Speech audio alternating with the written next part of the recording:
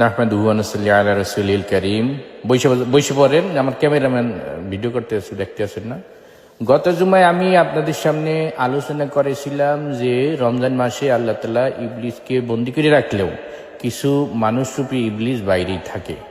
গত জুমায় আমি একটা বর্ণনা দিয়েছি যে কারা সেই ইবলিস। এই জুমায় আরেকটি বর্ণনা দেব। সেটা হইতে আছে, কথায় আমাদের সমাজে একটা প্রবাদ বাক্য প্রচলন আছে, সেটা হলো চোরের মার বড় গলা।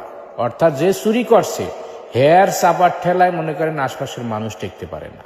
উদাহরণস্বরূপ মনে করেন একজনের ভোট চুরি করে জিতে যেয়ে এমপি হয়ে গেছে, সে এমপি হওয়ার পর উল্টা যার ভোট চুরি করছে তার নামে ওই ভোট কেন্দ্র দখলের মামলা, এই ভোট চুরির মামলা দেওয়ার ছেড় দিতে আছে।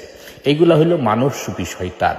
এই রমজান মাসে এই ধরনের মানুষরূপী শয়তান থেকে আপনারা সতর্ক থাকবেন এবং আল্লাহর কাছে দোয়া করবেন আল্লাহ তাআলা যেন এই ধরনের মানুষরূপী শয়তান থেকে আমাদেরকে হেফাজত করেন।